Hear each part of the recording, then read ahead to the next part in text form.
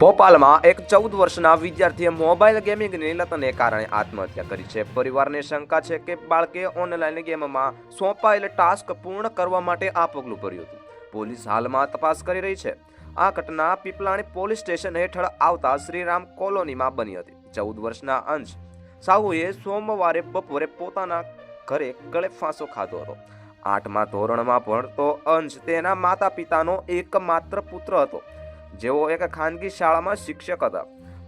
પરિવારે પોલીસને જણાવ્યું હતું કે અંશ છેલ્લા કેટલાક સમયથી તેના મોબાઈલ ફોન પર ઓનલાઈન ગેમ્સ રમવાની લત લગાડી રહ્યો હતો. તેને આ અંગે ઘણીવાર ચેતવણી આપવામાં આવી હતી. તેના અભ્યાસ પર અસર થઈ જોઈને તેના પરિવારના સભ્યોએ તેનો મોબાઈલ ફોન લઈ લીધો હતો. સોમવારે અંશના માતા પિતા બહાર ગયા હતા. જ્યારે તેઓ પાછા ફર્યા ત્યારે તેઓએ અંશ તેના રૂમમાં ફાંસીથી લટકતો જોયો. તેઓ તાત્કાલિક તેને નજીકની હોસ્પિટલમાં ખેંચી ગયા, જ્યાં ડોક્ટરોએ તેને મૃત જાહેર કર્યો છે. પડોશીએ કહ્યું હતું કે તેને એકલા રહેવાનું ગમતું હતું. પડોશીઓના મતે અંશ શાંત સ્વભાવનો હતો. હાલમાં તે વધુ સંયમિત થઈ ગયો હતો. પીપલાણી પોલીસ સ્ટેશનના ઇન્ચાર્જ ચંદ્રિકા યાદવે કહ્યું, પ્રાથમિક પુરાવા સૂચવે છે કે બાળકે મોબાઈલ ફોનની લતને કારણે આ આત્યંતિક પગલું ભર્યું હતું. આગળની તપાસ શરૂ છે.